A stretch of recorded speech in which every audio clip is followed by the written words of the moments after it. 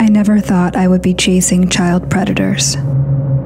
It was 2 years ago when our team intercepted conversations between a 12-year-old girl and a 40-year-old pedophile. He wasn't just talking to her, he was abusing her, coercing her, collecting images and videos, and no one in her life, her parents, sixth grade teacher, or friends, knew what was happening.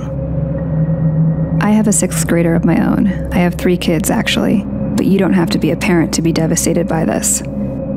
I work for a tech company that uses artificial intelligence to detect issues like grooming and sexual predation, and this is something we see constantly. These abuses are occurring quietly and mostly go unreported, and we want parents to know exactly what we know about what happens online. So we made a plan.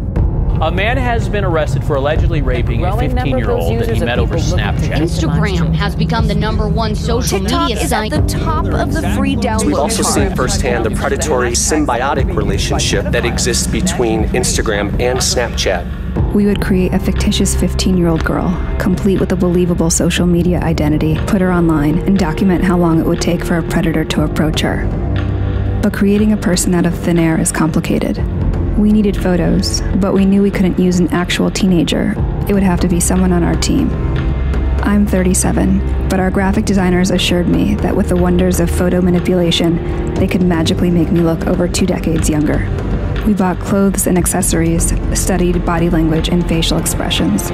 We methodically covered and edited signs of aging, wrinkles, weight shifts, and stretch marks. Meanwhile, we coordinated with federal, state, and local law enforcement. Then we built a story around her, a history, a family, a social circle. Libby was born in 2004 and is a sophomore who recently moved to Indiana. We created multiple online accounts for Libby, prominently displayed her age, and posted typical teen content. We even created virtual friends for Libby who would comment on her posts. With everything in place, we would launch the project, give it a few months, and see if anyone would buy it.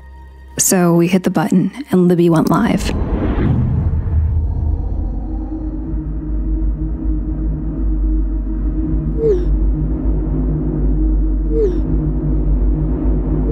Within the first hour of posting on Libby's accounts, 7 adult men contacted her. By the end of 9 days, that number was 92. The conversations ranged in severity from making sexual comments to sharing and requesting explicit photos and videos to manipulation and threats. The onslaught was so massive, it took 5 of us playing Libby full-time to keep up. We decided to move off-site where we could scale up the operation and gather as much information and evidence as possible. Since Libby is 15, men might try to falsely justify their actions towards her because of her proximity to adulthood. Would parents question, where's the bar? Would a 13-year-old face the same barrage of predators? A 12-year-old? How young could it possibly go? The graphics team transformed me into 11-year-old Bailey. Bailey is afraid of the dark. She hasn't had her first crush yet. She's still prepubescent. A parent might assume Bailey would be insulated from any sort of predatory attack. We launched our 11-year-old persona online. 444 and go.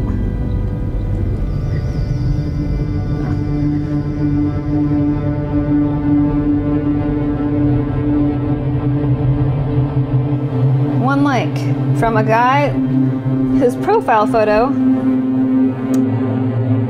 is a penis.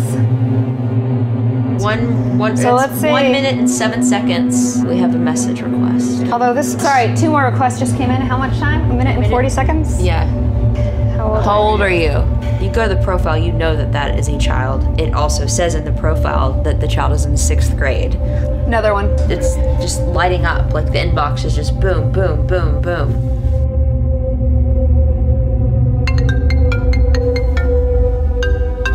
An incoming video call in less than 5 minutes.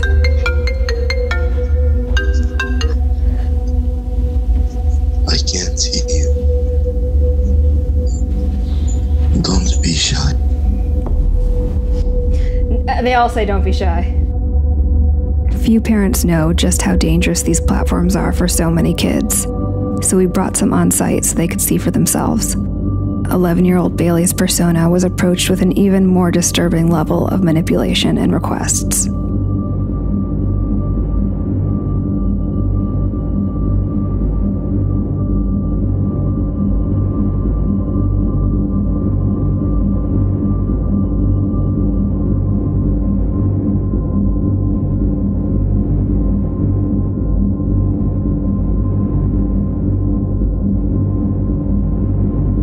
While the majority of the abuse happened from a distance, our child profiles also received requests to meet up in person, especially our 15-year-old persona. 28-year-old Keith was relentless. Like the others, he took no issue with Libby's age. He shared explicit videos of himself. He treated the virginity of an underage girl as a prize to be stolen. It was a tough decision, but if Keith wanted to meet Libby in person, we would let him. We synced up with our law enforcement contacts, and within 24 hours, we were on the ground and ready to meet. We already had evidence of what he had done online, but was he willing to carry things out in real life? We knew 37-year-old me attempting to pass for 15-year-old Libby would be a challenge. But I would wear a hat, a lot of makeup, and a big sweatshirt, and see if he showed up.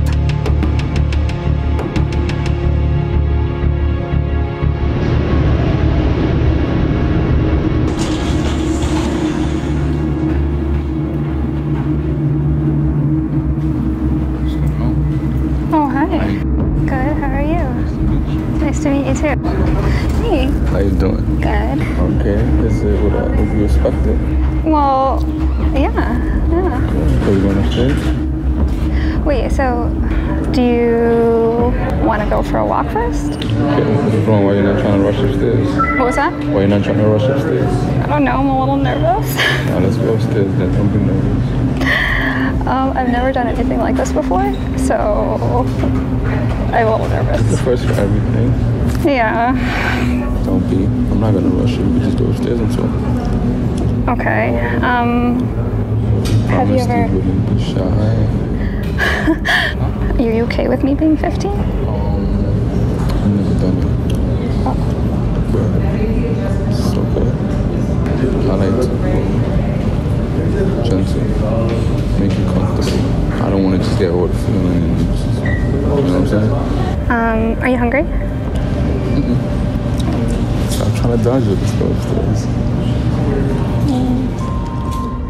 Cyber tips coming in from the National Center for Missing and Exploited. Bark turns over these potential child predators to the National Center for Missing and Exploited Children. Using the app has led to arrests like this one in Florida last year. The brutal reality is that a predator doesn't have to be in the same room, building, or even country to abuse a child.